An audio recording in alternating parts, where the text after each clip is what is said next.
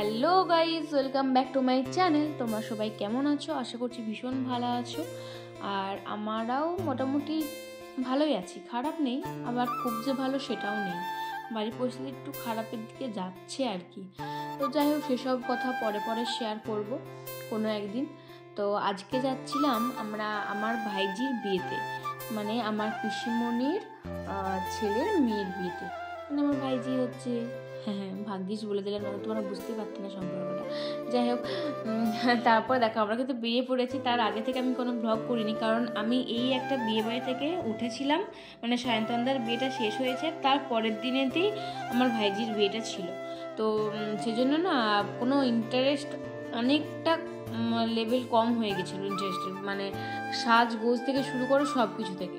তাই দিদিমা এরা কিন্তু খুব সুন্দর করে সেরেছে। আমার মাকে তো আজকে দুর্দান্ত লাগছিল, পুরো নতুন নতুন, মানে সে কোণে বউগুলো যেমন হয় না, এখনও মাকে ঠিক সেরকমটাই লাগছিল, এত মিষ্টি লাগছিল, সবাইকে সুন্দর লাগছিল। কিন্তু আমি সেরকমভাবে কিছুই সাজিনি, কারণ আমার ওই বিয়ে বাড়ি থেকে উঠে এসে শরীরটা বড্ড খারাপ হয়ে গেছিলো, মানে গলার অবস্থাটা প্রচণ্ড খারাপ, মানে কথা মুখ দিয়ে বেরোচ্ছিলোই না। আর এমনি শরীর টরীরও একটু খারাপ হয়ে গেছিলো। 3টে দিন যতই হোক প্রচুর এদিক সেদিক নাচানাচি ঘোরাঘুরি হয়েছে, তো একটু সেজন্য শরীরটা খারাপ হয়েছে। সেজন্য আমি না লিপস্টিকটাও দেখো পরিনি, কাজলও পরিনি, সেরকম মানে কিছুই করিনি। জাস্ট মানে আমি চানটা করেছি, টোটো চলে এসেছিলো, আমি জামা পরেছি, যেমন বাড়িতে চুল টুল থাকে ঠিক সেইভাবেই চলে এসেছি আমি, মানে কোনো রকম কোনো কিচ্ছু সাজিনি। ওই আরেকটা বিয়ে বাড়ি থেকে আরেকটা বিয়ে বাড়ি হলে এটাই হয়। তো যাই হোক, তারপর দেখো আমরা কিন্তু চলে এসেছি, আমি, মা, মেজদি, ডোডোবাবু আর কিন্তু বড় বৌদি এসেছি। তো চলো বিয়ে বাড়িতে ঢুকে পড়েছি। আর অনেক সুন্দর করে কিন্তু প্যান্ডেল হচ্ছে, এখনও প্যান্ডেলের কাজ শেষ হয়নি, যেহেতু মেয়েদের বিয়ে দেবে মানে রাত্রে সন্ধ্যেবেলা পর্যন্ত প্যান্ডেল চলবে, বিকেলবেলা পর্যন্ত এরকম ব্যাপার। আবার বিয়ে শেষ হতে না হতেই এবার প্যান্ডেল খুলতেও শুরু করে দেবে, মানে এক রাত্রে কালী পুজোর মতন মেয়ের বিয়ে। তো এদিকে দেখছিলাম তখনও গায়ে হলুদ কিন্তু হয়নি, কারণ আজকে লগ্নটা ছিল প্রচুর দেরিতে, গোধূলি লগ্নে না সরি ভোর রাত্রে বিয়ে ছিল, মানে ওই 4টের সময় করে বিয়ে ছিল, সেজন্য গায়ে হলুদটা অনেকটা দেরি করেই হচ্ছিলো। আমরা গেছিলাম তখন 1টা-1.5 বাজবে হয়তো, তখন দেখছি গায়ে হলুদ হচ্ছে। আর বোন বলছি ভাইজি একটু কান্নাকাটি করছিল। এই সময়টা মেয়েদের খুবই কষ্টেরই ব্যাপার, চোখ দিয়ে শুধু অটোমেটিক্যালি জল বেরিয়ে আসবে এরকম। তো চলো একটু ভিতর দিয়ে যাই, টিসিমণির সাথে সবার সাথে দেখা করি। এই কিছুদিন আগেই পিসিমণির বাড়ি এসেছিলাম, এই যে এই ভাইজিটার বিয়ে ছিল, আর আজকে সে বসে বসে এখন বোনের বিয়ে দেখছে। তো চলো তারপরে দেখে পিসিমণির কাছে কিন্তু ডোডোবাবুকে দিলাম। পিসিমণি বলছিল আমাকে দিয়ে আমার কোলে একটু থাকুক, কারণ পিসিমণি অতটাও এখন আর অতটা হাঁটাচলা করতে পারে না, কোথাও যেতেও পারে না সেরকমভাবে। আগে না হলে কত বাপের বাড়ি এসেছে, মানে আমাদের বাড়ি আরে কত এসেছে, কিন্তু এখন আর সেরকমভাবে আসতে পারে না। তো সেদিন ওখানে বসে বসে একটু গল্প টল্প করলাম, তো সব কিছু তো ভিডিও রাখিনি আমি। তো তারপরে অনেকক্ষণ ওখানে বসেছিলাম, তারপর ডোডোবাবুকে ওখানে দিয়ে আমরা চলে এসেছি খেতে। কারণ আজ আমি তো পুরো নির্জলা উপোস বলতে গেলে চলে, সকাল থেকে কিচ্ছু পেটে পাইনি, ঘুম থেকে উঠতে করতেই দেরি হয়েছে, তারপরে পোস্ট করতে হয় এদিক সেদিক অনেক কিছু ব্যাপার ট্যাপার থাকে, বুঝতেই পারো। তারপরে চান টান করতে না করতে টোটোতে চলে এসেছে, তারপরে আমি চলে এসেছি, তো কিচ্ছু খাওয়া হয়নি। তো তারপরে আমরা এসে কিন্তু অনেকক্ষণ পরেই খেতে বসেছি, আসার সঙ্গে সঙ্গে খেতে বসিনি, অনেকক্ষণ পর। কিন্তু সব কিছু আর ব্লগে রাখা তো সম্ভব নয়, সেজন্য রাখিনি। যতটা পারছিলাম যে শর্ট সব কিছু রাখবো, বেশি বড় করব না, বেশি বড় করলেই অনেক ঝামেলা, এডিট করা, ভয়েস দেওয়া, মানে আমি আর পেরে উঠছি না প্রত্যেক দিন, আর ভালো লাগছে না। তারপরে আবার ভালো লাগতো যতটুকুও, সেইটুকুও এখন ফেসবুক মানে কি বলবো হাত সরিয়ে নিচ্ছে মাথা থেকে। যে একটু স্বপ্ন দেখছিলাম, যদি আবার টাকা ফাকা কমিয়ে দিচ্ছে, একবারই যদি বন্ধ করে দেয় তখন একটু খারাপ লাগবে, কারণ একটু যাই হোক একটা স্বপ্ন পূরণ তো হয়েছে বটেই, যে এত কষ্ট করে একবার তো পেমেন্টটা পেলাম, সেই কষ্টের ফলটা পেয়েছি। কিন্তু যতই হোক আরেকটু স্বপ্ন দেখছিলাম, সেই স্বপ্নটা যদি নিরাশ করে দেয় তো একটু খারাপ তো লাগবেই। আসলে এত ভিউজ যাচ্ছে, সেখানেতে বোনাস ডলার এত কম পরিমাণে দিচ্ছে, কি বলবো, আদৌ ঠিক হবে নাকি ঠিক হবে না কে জানে। আশা নিয়ে থাকি যাতে ঠিক হয়ে যায়, সবাইকেই যেন সমানভাবে দেখে, বা যেমনটা আগে ছিল যেন সেরকমটাই করে দেয়। তো যাই হোক, বড় বড় ক্রিয়েটারদের তো প্রচুরই প্রবলেম হবে নিশ্চয়ই। আর এই দেখো আমাদের খাওয়া দাওয়া কিন্তু কমপ্লিট হয়ে গেছে, অনেকটা আমরা গল্প টল্প করছিলাম, তারপরে আমাদের জামাইবাবু নাতনি সবার সাথে দেখা করে এদিকে ডোডোবাবুকেও দেখাচ্ছিলাম। ডোডোবাবু তো আজকে খুবই ভালো সাজতে দিয়েছে, একদম ঘুমাচ্ছিল, ওঠেইনি। আর ডোডোবাবুর জামাটা দেখলে কত সুন্দর, কত কিউট লাগছে, তাই না? তো যাই হোক, সেরকমভাবে তো ডোডোকে আমাদের দেখানোই হয়নি, কারণ আমি সেরকমভাবে মানে বাড়ির ব্লগ আমি কদিন করতেই পারছি না সেরকমভাবে। কবে যে ঠিক মতন করে আমি ডেলি ভ্লগ, বাড়ির ভ্লগ করতে পারবো কে জানে। তো একটার পর একটা না কিছু হয়েই যাচ্ছে। তো তারপর কিন্তু আমরা বাড়িটাতে চলে এসেছিলাম। তারপর ঘুম থেকে উঠে আবারও রেডি হয়ে, মানে অনেকক্ষণ পর আর কি, আমরা ওই সন্ধে 8টা 7:30 করে আবারও কিন্তু বেরিয়ে পড়েছি। তো চলেও এসেছি। তার আগে পরে আমি কিচ্ছু দেখাইনি, কারণ আমাকে কি বললাম যে আমাকে ব্লগটা যতটা পারছিলাম যাতে তাড়াতাড়ি করতে পারি সেই দিকে চেষ্টা করছিলাম আর কি। তাই কোনো হিজিবিজি কিছু রাখিনি। তো ফাইনালি আমরা কিন্তু পৌঁছে গেছি। আর পুরোটা খুব সুন্দর করে কিন্তু ডেকোরেশন করেছে, মানে পুরো রাস্তা জুড়ে লাইট দিয়েছে, পুরো রাস্তা জুড়ে অন্যরকম একটা লাইট। তো চলো তোমাদেরকে সবটাই শেয়ার করব, কেমন কি লাগছে না লাগছে সবটাই জানাবে। আমি ওই একটু সেজেছি আর কি, দিনের বেলা তো একদমই সাজিনি, আর রাত্রেবেলা ওই তারই মধ্যে একটুখানি সাজুগুজু করেছি, সেরকম না মানে তারই মধ্যে আর কি। তো এদিকে মেজদি আর রাত্রেবেলা আসেনি, মা আসতে বারণ করলো বাচ্চাকে নিয়ে, আর রাত্রেবেলা যেতে হবে না। তাই যে দুপুরবেলা মাও বারণ করছিল, কিন্তু ওনার বাড়িতে বসে থাকতে ভালো লাগছে না বলে উনি এসেছেন। আর এদিকে তোমার সেজন্য মেজদির শাশুড়ি মা এসেছিলো, যেহেতু ওখানে নিমন্ত্রণ হয়েছিল। তো মেসোমশাই মাসিমণি দুজনেই এসেছিলো। মেসোমশাই বাবার সাথে সন্ধ্যাবেলা চলে এসেছে, আর মাসিমণি এখন মেজদির কাছে থাকবে। তো সেই কারণেই মা, আমি, বড় বৌদি, কাকিমা সবাই আসতে পারলাম আর কি। তো চলো সবটাই তোমাদের সাথে শেয়ার করবো, কি হচ্ছে না হচ্ছে, কি করছি না করছি সবটাই। দেখতে পাচ্ছ গেটটা কত সুন্দর করে, পুরো রাস্তাটা খুব সুন্দর করে সাজিয়েছি, কিন্তু খুবই সুন্দর, আমার বেশ পছন্দ হয়েছে। আর এখনকার যুগে সবাই কিন্তু খুব সুন্দর করারই চেষ্টা করে, মানে যার যতটুকু সামর্থ্য সে কিন্তু সেইটুকু সামর্থ্য দিয়েই সুন্দর করে তোলার চেষ্টা করে।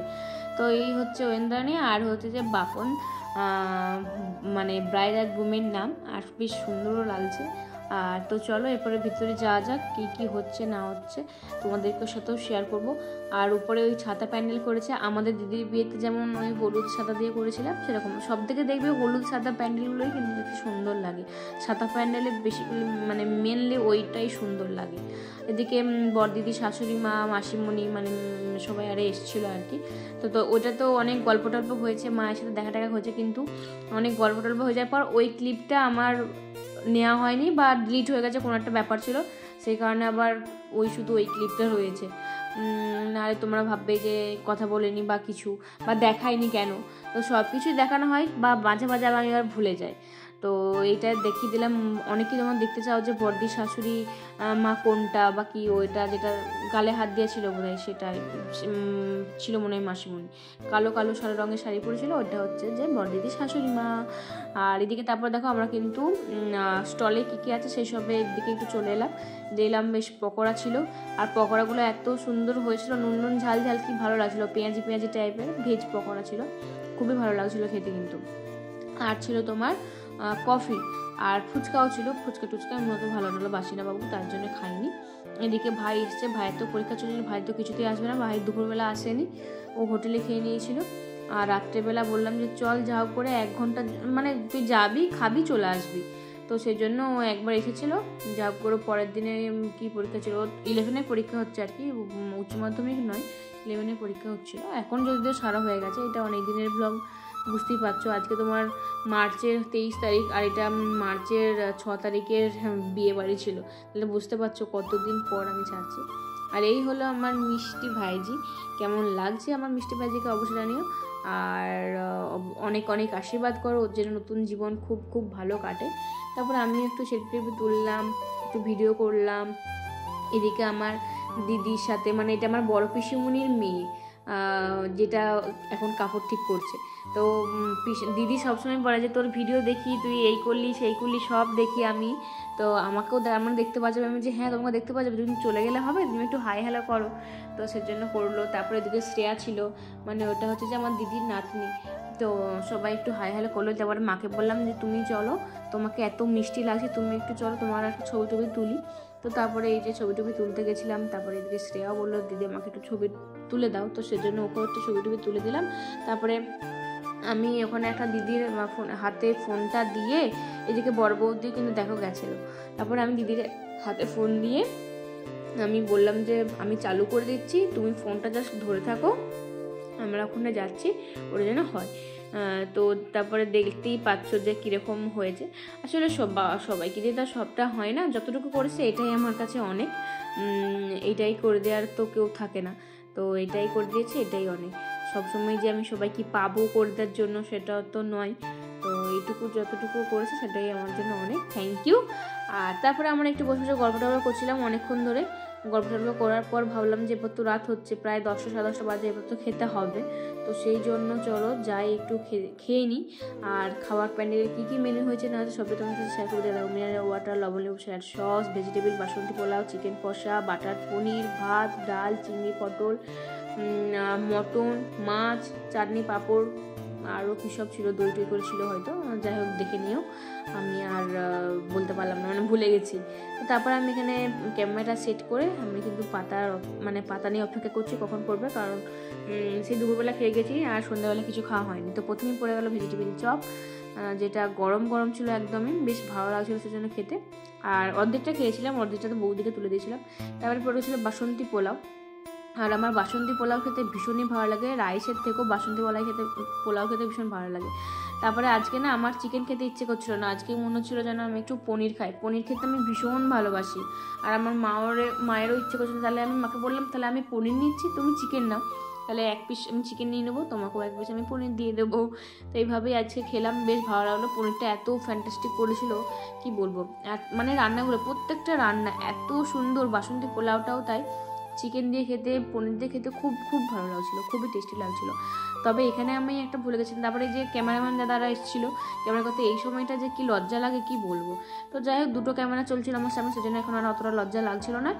আর হচ্ছে তোমার এখানে আমি চিংড়ি মাছ নিয়ে ফেলেছিলাম, আমার খেয়ালই ছিল না যে চিংড়ি মাছে আমার অ্যালার্জি ছিল। আমার চিংড়ি মাছে অ্যালার্জি ছিল না জানো তো, আমি মেজদির স্বাদের সময় চিংড়ি মাছ খেয়েছিলাম, তারপরে না হঠাৎ দেখি মুখে, গায়ে, হাত পায়ে প্রচুর মানে আমবাতির মতন বড় বড় অনেক কিছু বিজি হিজিবিজি বেরিয়ে গেছিলো। বুঝতে পারছিলাম না যে কী খেয়ে বেরোলো। তারপরের দিনে আবারও চিংড়ি মাছ খেয়েছিলাম, তারপরে বুঝলাম যে তার মানে চিংড়ি মাছটা কী হচ্ছে। আর আমার তারপরে অনেকদিন গ্যাপ ছিল, মনে ছিল না। তো বিয়েবাড়িতে এসে আমি খেয়েছি, তো খেয়ে না আমার তারপরে আমি সায়নিকাদের বাড়িতেও খেয়েছিলাম। তো সব কিছু মিলিয়ে মিশিয়ে আমারও তারপর থেকে আমার প্রচুর মুখেতে বেরিয়ে গেছিলো। তারপরে বুঝলাম যে চিংড়ি মাছে তো আমার অ্যালার্জি ছিল, আমার তো খেয়ালই ছিল না, খেয়ে ফেলেছি। তো তারপরে আর কি অনেক সমস্যা। এদিকে কিন্তু আমাদের খাওয়া দাওয়া করে বর কিন্তু এসে গেছে, বরকে দেখিয়ে দিলাম। আর এদিকে সাত্বিকের সাথে দেখা হয়েছিল, আগেরবারও সাত্বিকের সাথে দেখা হয়েছিল। সাত্বিকের এখানেই দেশের বাড়ি, তো সেই জন্য সাত্বিকে এখানে আসে আর কি, খিরিতি ওর বাড়ি, কতুলপুরে থাকে। তো যাই হোক, ওর সাথে দেখা হলো, কথাবার্তা বললাম, তারপরে ভাবলাম যে এরপর বাড়ি যেতে হবে। তো চলো আজকে ব্লগটা এই পর্যন্তই। যদি ভালো থাকে অবশ্যই লাইক কমেন্ট শেয়ার করতে একদমই ভুলবে না। দেখা হচ্ছে পরের ব্লগে খুব তাড়াতাড়ি, তখন ভালো থাকবে, সুস্থ থাকবে। আর পেজে নতুন হলে প্লিজ পেজটাকে ফলো দিয়ে পাশে থেকে। তো চলো, বাই।